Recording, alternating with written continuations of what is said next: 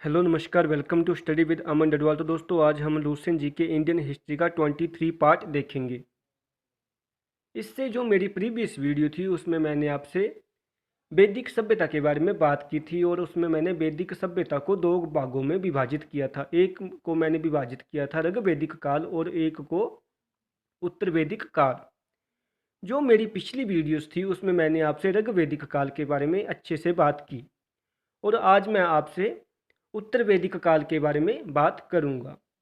तो जैसे मैंने आपसे ऋग्वैदिक काल के बारे में बात की थी तो मैंने आपको बताया था कि उस समय जो लोगों के प्रिय देवता हुआ करते थे वो इंद्र हुआ करते थे। लेकिन जैसे उत्तर वैदिक काल का आगमन हुआ तो जो लोगों के जो अब प्रिय देवता थे वो प्रजापति थे। तो दोस्तों प्रजापति आप इस तरह समझ सकते हैं कि जो प्रजापति थे उनकी जो वेशभूषा है वो कहीं ना कहीं ब्रह्मदेव से मिलती है। तो आप ऐसा समझ सकते हैं कि जो ब्रह्मदेव है उनको ही प्रजापति कहीं ना कहीं कहा जाता था उत्तर वैदिक काल में। और इस समय प्रजापति सबसे प्रिय देवता थे लोगों के। उत्तर वैदिक काल में राजा के राज्यभिषेक के समय राजसूय यज्ञ किया जाता था। तो दोस्तों जब उत्तर वैदिक काल आ गया ना तो जैसे जब कोई राजा बनता था नया राजा, तो जब उसका राज्यभिषेक करेंगे तो राजसूय यज्ञ करेंगे और इस यज्ञ में सोमरस वगैरह ग्रहण किया जाता था। वर्ण व्यवसाय की बजाय जन्म के आधार पर निर्धारित होने लगे। तो दोस्तों जैसे हमने बात की थी कि जब ऋग वैदिक काल चल रहा था तो उस समय जैसा कोई काम करेगा उसका वर्ण उस हिसाब से होगा। अगर कोई बुक पढ़ेगा तो उसका ब्राह्मण वर्ण होगा, अगर कोई युद्ध लड़ेगा तो उसका क्षत्रिय वर्ण होगा। लेकिन दोस्तों उत्तर वैदिक काल में क्या होने लगा, अब जाति प्रथा का आगमन हो गया। यानी कि अब ऐसे नहीं होगा कि अब जाति के आधार पर बंदे का वर्ण निर्धारित होने लगा। यानी कि जैसा उसके माता पिता का वर्ण होगा उसका ही आगे वैसा उसका वर्ण होगा। ऐसा नहीं होगा कि जैसा वो काम चुनेगा उस हिसाब से उसका वर्ण नहीं होगा। यानी कि जाति व्यवस्था का उदय उत्तर वैदिक काल में हुआ। उत्तर वैदिक काल में हल को सिरा और हल रेखा को सीता कहा जाता था। तो दोस्तों जो हल होती है उसको सिरा कहा जाता था उत्तर वैदिक काल में, और हल द्वारा जो रेखा बनाई जाए अगर कोई तो उसको सीता कहा जाता था। उत्तर वैदिक काल में निष्क और शतमान मुद्रा की इकाइयाँ थी। और तो दोस्तों जैसे आप ऐसा समझ सकते हैं कि उत्तर वैदिक काल में सिक्के वगैरह तो नहीं हुआ करते थे, सिक्के वगैरह का चलन नहीं था। लेकिन क्या हुआ करता था कि जैसे निष्क और जो शतमान थे ये मुद्रा की इकाइयाँ थी। आप ऐसा समझ सकते हैं कि जो निष्क हुआ करते थे वो सोने के बने हुए होते थे। मैं आपको समझाने के लिए मैं एक एग्जांपल देता हूँ। जैसे मान लो कि कोई राजा उसने यज्ञ करवाया और उसने फिर क्या करना है, उसने ब्राह्मणों को दान देना है। और वो क्या करेगा, वो चाहता है कि वो सभी ब्राह्मणों को बराबर सोना दे। यानी कि बराबर सोना दे, ऐसा नहीं किसी को ज़्यादा सोना दे दे और किसी को कम दे दे। तो वो क्या करेगा, सोने के बराबर टुकड़े करवाएगा, बराबर टुकड़े करवाएगा और वो सभी को उनको दान में दे देगा। तो इसको निष्क कहा जाता था। तो दोस्तों देखो सोने पे ऐसा नहीं लिखा हुआ था कि ये 5 रुपये है, ये 10 रुपये, बस वो एक तरह से उनका बराबर बहार हुआ करता था ना। जो सोने के सिक्कों का आप ऐसे समझ सकते हो तो वो बराबर हुआ करता था।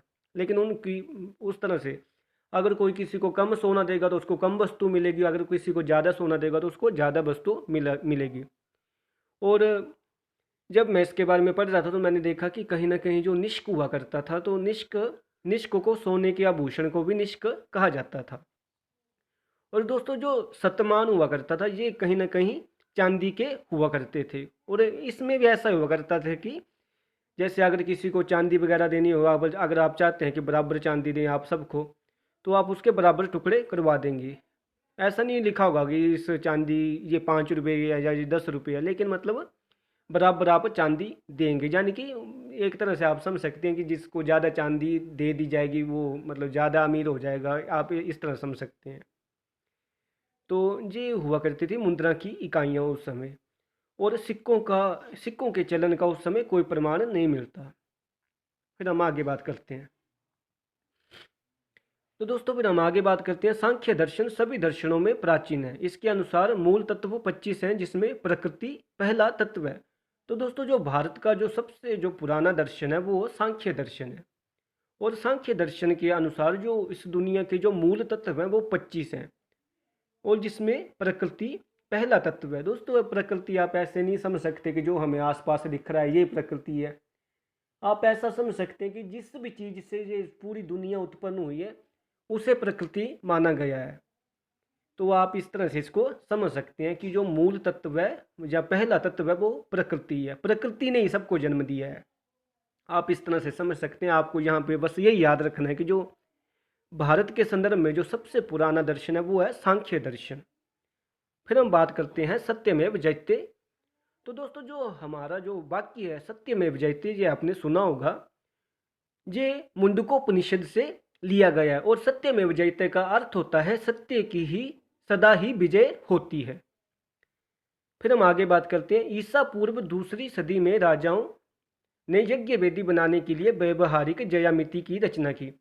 तो दोस्तों जो ईसा के जन्म को 200 साल बचे हुए थे ना, उस समय के जो राजा वगैरह हुआ करते थे ना, जैसे वो यज्ञ के लिए जब यज्ञ वेदी बनाते थे, जैसे आपने देखा होगा कि हम भी जैसे यज्ञ वगैरह करते हैं घर में तो यज्ञ वेदी बनाई जाती है, तो उसमें वो ज्योमेट्री का यूज़ करने लगे, यानी कि वो उसका मतलब एक्यूरेटली बिल्कुल मतलब नाप तोल के उसको बनाने लगे। फिर हम आगे बात करते हैं। गायत्री मंत्र सवित्री नामक देवता को संबोधित है। तो दोस्तों जो गायत्री मंत्र है ये सवित्री नामक एक देवता है, उनको ये समर्पित है। और जो गायत्री मंत्र है ये आपको ऋग्वेद के तीसरे मंडल में देखने को मिलता है। और जो गायत्री मंत्र के जो रचना की है वो की है विश्वामित्र जी ने। किसने की है? विश्वामित्र जी ने। और देखो ऐसा हुआ करता था कि जो विश्वामित्र जी थे ना जी, ये लोगों को आर्य बनाने के लिए इन्होंने गायत्री मंत्र की रचना की थी। आपने देखा होगा कि जैसे कुछ निषाद कुछ इस तरह की जो अनार्य जातियां होती थी तो उनको भी आर्य बनाने के लिए ये इन्होंने गायत्री मंत्र की रचना की थी। फिर हम आगे बात करते हैं। श्राद्ध की प्रथा पहले दत्तात्रेय ऋषि के बेटे निमि ने शुरू की। तो दोस्तों जैसे जो श्राद्ध वगैरह जैसे आज हम करते हैं श्राद्ध वगैरह, तो ये कहा जा रहा है कि इसकी शुरुआत भी उत्तर वैदिक काल में ही हुई। और ये दत्तात्रेय ऋषि के बेटे थे निमि, उन्होंने इसकी शुरुआत की थी। फिर हम आगे बात करते हैं। कौशाम्बी में प्रथम बार पक्की ईंटों का प्रयोग मिला। तो दोस्तों जो कौशाम्बी है ये उत्तर प्रदेश में पड़ता है। और कहा जा रहा है कि उत्तर वैदिक काल में जो कौशाम्बी नामक स्थान है वहाँ पे पक्की ईंटों का प्रयोग पहली बार देखा गया। फिर हम आगे बात करते हैं। महाकाव्य दो हैं। तो दोस्तों फिर हम बात करते हैं कि जो हमारे महाकाव्य हैं वो दो हैं। पहला है महाभारत और दूसरा है रामायण। और दोस्तों जो महाभारत है इसका जो पुराना नाम है वो है जय संहिता। क्या नाम है? जय संहिता। और जो आपका महाभारत है ये विश्व का सबसे बड़ा महाकाव्य है। फिर हम आगे बात करते हैं। गोत्र नामक संस्था का जन्म उत्तर वैदिक काल में हुआ। तो दोस्तों जो जैसे गोत्र वगैरह के बारे में आप सुना होगा कि जैसे कोई कहता है कि मेरा गोत्र आत्रेय है, कोई कहता है भारद्वाज है। तो दोस्तों इस तरह का प्रचलन भी उत्तर वैदिक काल में ही हुआ। मैं आपको ऐसा बता दूं कि जैसे ऋग्वेदिक काल था तो उस समय सब कुछ अच्छा था, कोई भ्रष्टाचार नहीं था, कोई कुछ नहीं था। जैसे जैसे कोई गंदी प्रथाएं होती हैं वो भी नहीं थी, जैसे बाल विवाह वगैरह प्रचलित नहीं था। लेकिन दोस्तों जैसे उत्तर वैदिक काल का आगमन हुआ तो लोगों ने पता नहीं क्या क्या लिख दिया बुकों में और अपना ही लिखते गए वो। और जैसे जाति व्यवस्था का भी आगमन हो गया उत्तर वैदिक काल में, भ्रष्टाचार और जो महिलाओं की स्थिति थी वो भी उत्तर वैदिक काल में काफ़ी खराब हो गई। कन्या के जन्म को उत्तर वैदिक काल में अच्छा नहीं माना जाता था। यानी कि दोस्तों जो ऋग्वेदिक काल था उस समय सबसे हमारा जो भारतीय समाज था वो एक आदर्श समाज था। लेकिन जैसे उत्तर वैदिक काल का आगमन हुआ तो उसमें फिर जादू टोना वगैरह, पखंड वगैरह, ये अनुष्ठान वगैरह, बलि प्रथा वगैरह, ये सब इस सब का जन्म उत्तर वैदिक काल में हुआ। तो हम ऐसा समझ सकते हैं कि जो उत्तर वैदिक काल था वो एक तरह से एक अच्छा काल हम इसको नहीं मान सकते। दोस्तों अगर आपको मेरी वीडियोस अच्छी लगती हैं तो आप लाइक, शेयर और मेरे चैनल को सब्सक्राइब करें। धन्यवाद।